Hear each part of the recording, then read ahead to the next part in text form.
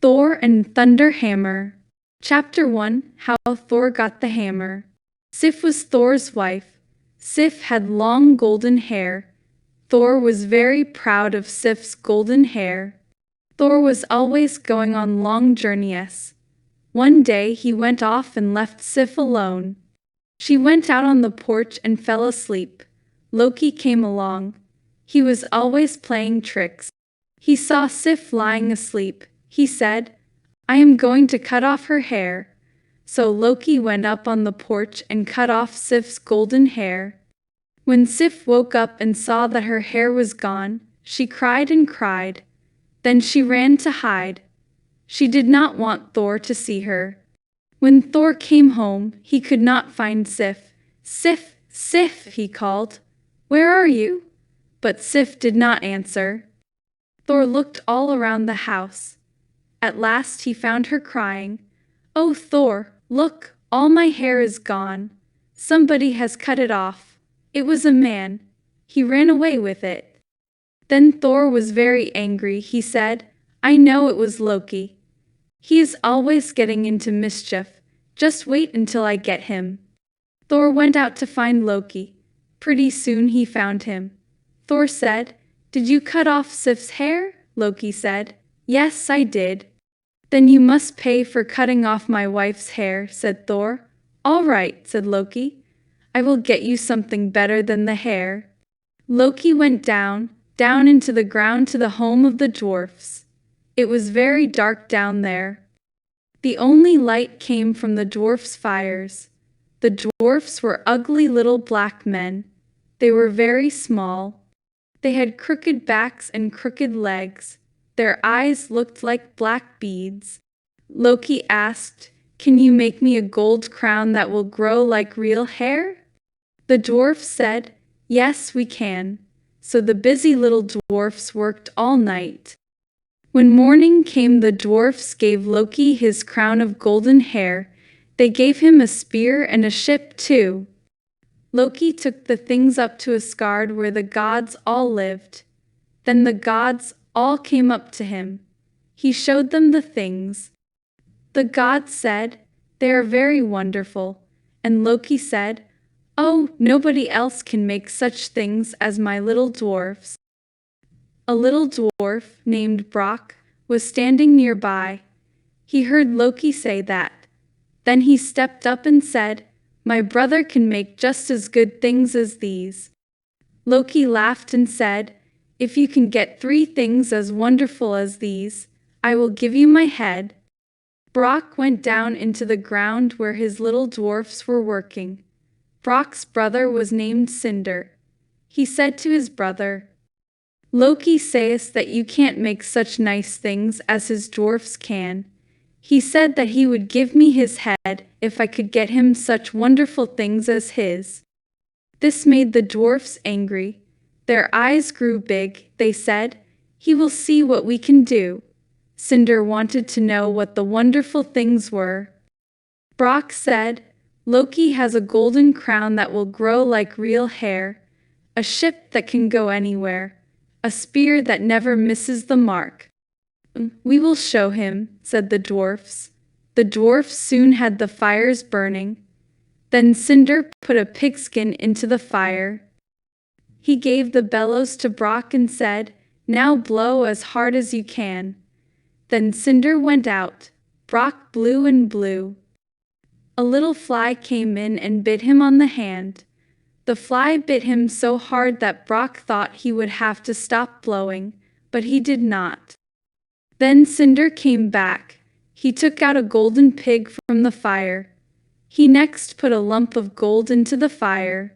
He said to Brock, "Blow and blow and blow, and do not stop."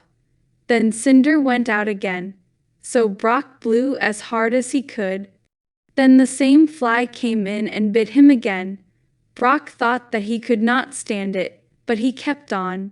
When Cinder came back, he took a gold ring from the fire. Then Cinder put a lump of iron into the fire.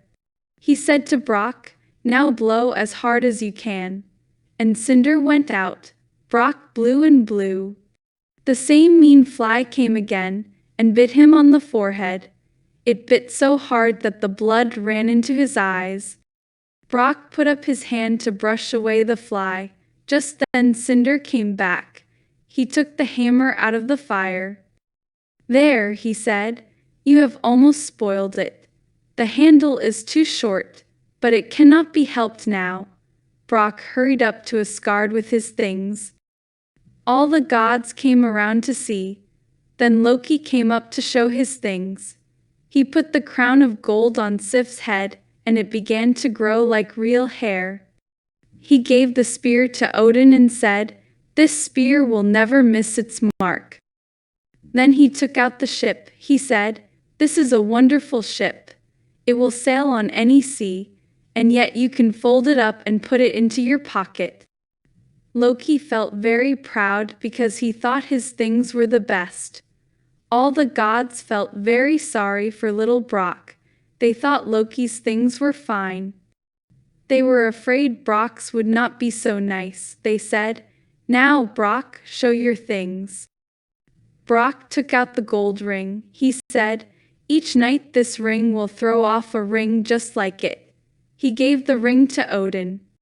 Then Brock took out the golden pig. He said, "This pig can go anywhere, on the ground or in the air. It can go faster than any horse. If the night is dark, the shining pig will make it light." Then Brock showed the hammer. He said, "This is not a very pretty hammer. When I was making it, Loki turned himself into a fly and made me spoil it. The fly bit me so hard that I had to stop blowing, so the handle is a little short. But it is a wonderful hammer. If you throw it at anything, it will hit the mark and come back to you." The gods picked up the hammer and passed it around. They said, "It will be just the things with which to keep the frost giants out of Asgard." The gods said, "Brock's things are the best." Brock gave the hammer to Thor. That is the way Thor got his wonderful hammer. Then Brock said to Loki, "You said I could have your head if my things were the best." Loki was angry and said, "Yes, I told you that you could have my head, but you can't touch my neck." Of course, Brock could not get his head without touching his neck, so Brock did not get Loki's head. Chapter 2: Thor's Hammer, Lost and Found. The frost giants did not like the sunshine. They did not like to see the flowers. They did not like to hear the birds sing. They wanted to spoil everything. The frost giants wanted to get into Asgard, the city of gods, but they did not know how. They were afraid of Thor and his hammer. They said, "If we can only get the hammer, we can get into Asgard." They talked and planned all night. At last, one frost giant said, "I know how we can get the hammer. I will dress in a bird suit. Then I will fly up to Thor's house and get the hammer." The next night, the frost giant flew into the house while Thor was asleep. He took the hammer and flew away with it. When Thor woke, he put out his hand to get the hammer. It was gone. He said, "Loki, the hammer is gone. The frost giants have taken it. We must get it back."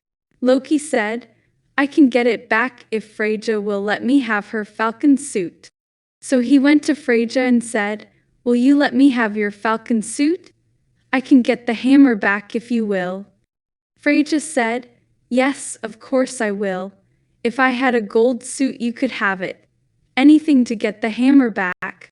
Loki took the falcon suit and put it on. He flew over the city. All the people saw him flying. They said, "What a strange bird." They did not know that it was Loki going for the hammer. When Loki came to the city of the frost giants, he took off the falcon suit. He walked and walked until he came to Thrym's house. Thrym was the giant who took the hammer. Thrym was sitting on the porch, making gold collars for his dogs. When he saw Loki, he said, "What do you want?" Loki said, "I have come for Thor's hammer." The old giant laughed and said, "You will never get that hammer.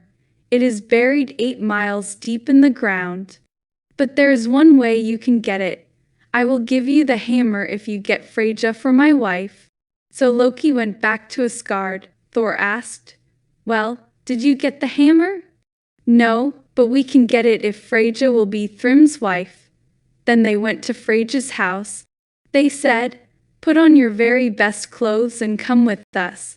You must be Thrym's wife." Freyja said, "Do you think I will be the frost giant's wife? I won't be his wife." Thor said, "We can get the hammer back if you will." But Freyja said, "No, I will not be his wife." Loki said, "You will have to if we get the hammer back." Still Freyja said, "I will not go." And she was very angry. She shook so hard that she broke her necklace and it fell to the floor. Then the gods said, "Thor, you must dress like Freyja. You will have to play as the bride." Thor said, "I won't do it. You will all laugh at me. I won't dress up like a girl." They said, "Well, that is the only way we can get the hammer back." Thor said, "I do not like to dress like a girl, but I will do it." Then they dressed Thor up like Freyja. Thor put on Freyja's dress, necklace and veil, and braided his hair. Loki said, "I will dress up too, and be your servant." They got into Thor's goat wagon and went to the giant's home. When the frost giants saw them coming, they said, "Get ready, here comes the bride. We will sit down to the table as soon as they come." The dinner was ready on time. The table was full of good things. All sat down. The bride ate a whole ox and 8 salmon before the others had a bite. "She must be very hungry," the frost giants said. "Yes," Loki said. "She was so glad to come. She hasn't eaten anything for 8 days." Then they brought in alcohol. The bride drank 3 barrels of alcohol. "How thirsty she is," said the frost giants. Loki said, "Yes, she is very thirsty. She was so glad to come. She did not drink anything for 8 days." Old Thrym said, "I had everything I wanted but Freyja. Now I have Freyja." And Thrym went to the bride. He lifted her veil, but her eyes shone like fire. Thrym stepped back. He said, "What makes Freyja's eyes shine so?" Loki said, "Oh, she was so glad to come. She did not sleep for 8 nights." Then Loki said, "It is time for the hammer. Go and get it and put it in the bride's lap." As soon as the hammer was in his lap, Thor tore off the veil. He took the hammer and whirled it around. Fire flew from it. The fire burned the house and the frost giants ran away. So Thor got his hammer back.